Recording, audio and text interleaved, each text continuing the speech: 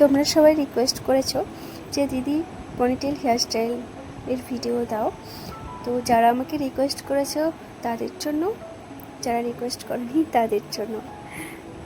Long হেয়ারে ponytail খুব সুন্দর লাগে দেখতে, লং হোক বা শর্ট হোক, হেয়ারস্টাইল খুব সুন্দর লাগে পনিটেল হেয়ারস্টাইল। আর পনিটেল হেয়ারস্টাইল না সব ড্রেসের সঙ্গে খুব সুন্দর মানায়, সেটা শাড়ির সঙ্গেও খুব সুন্দর মানায়, চুড়িদার, স্কার্ট, যে কোনো ড্রেসের সঙ্গে খুব সুন্দর মানায়।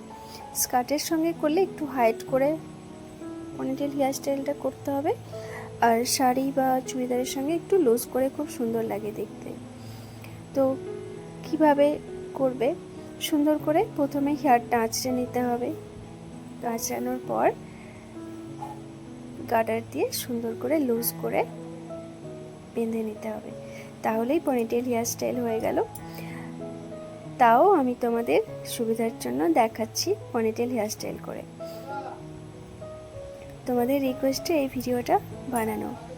আর লং হেয়ার না সবসময় নিচের দিক থেকে আঁচড়াবে, প্রথমে নিচের দিকটা আঁচড়াবে, তারপর উপর থেকে আঁচড়াবে, তাহলে না একটুও হেয়ার ফল হবে না, দেখবে খুব সুবিধা হয়, একটুও জট লাগবে না, খুব সুন্দর চুল আঁচড়ানো হবে। তো হেয়ারস্টাইল করার জন্য না, পনিটেল হেয়ারস্টাইল করার জন্য এই ধরনের গার্ডারগুলো ইউজ করবে।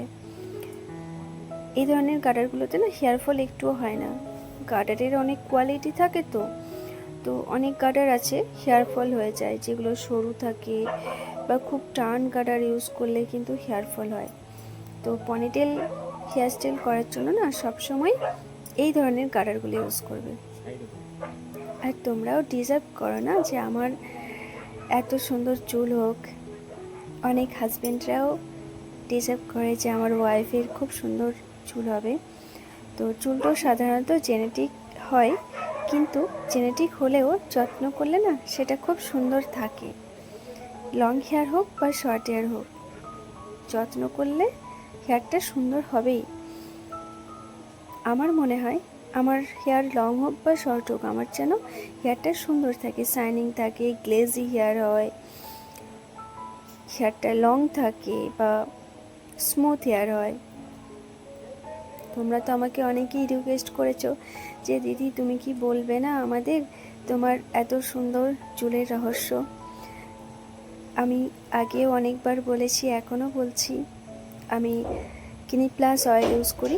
তোমরা জিজ্ঞেস করেছো যে দিদি তুমি কি অয়েল ইউজ করো, তো আজ আমি আমার হেয়ার অয়েলের নাম বলে দিলাম।